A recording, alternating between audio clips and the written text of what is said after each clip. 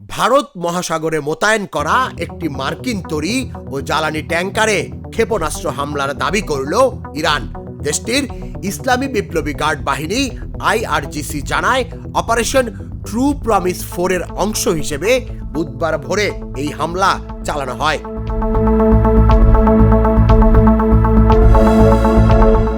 বিবৃতিতে বলা হয়, ইরানের দক্ষিণ উপকূল থেকে প্রায় 650 কিলোমিটার দূরে ভারত মহাসাগরের গভীরে হামলাটি সংঘটিত হয়, যখন একটি মার্কিন ডেস্ট্রয়ার সমুদ্রে অবস্থানরত জ্বালানি ট্যাঙ্কার থেকে রসদ নিচ্ছিল। অভিযানে কদর 360 ব্যালিস্টিক ক্ষেপণাস্ত্র এবং তালায়ে নামের দেশীয় প্রযুক্তিতে নির্মিত স্মার্ট ক্রুজ ক্ষেপণাস্ত্র ব্যবহার করা হয়েছে বলে দাবি করা হয়।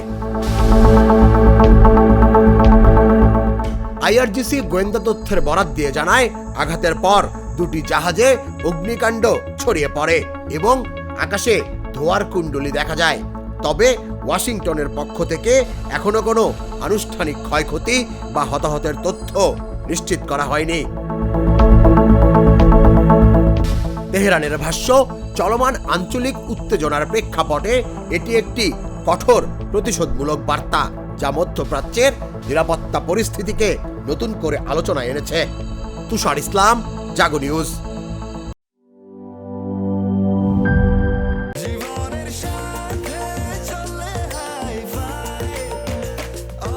স্বাস্থ্যকর অল টাইম, সব সময়, অল টাইম হেলদি লাইফ।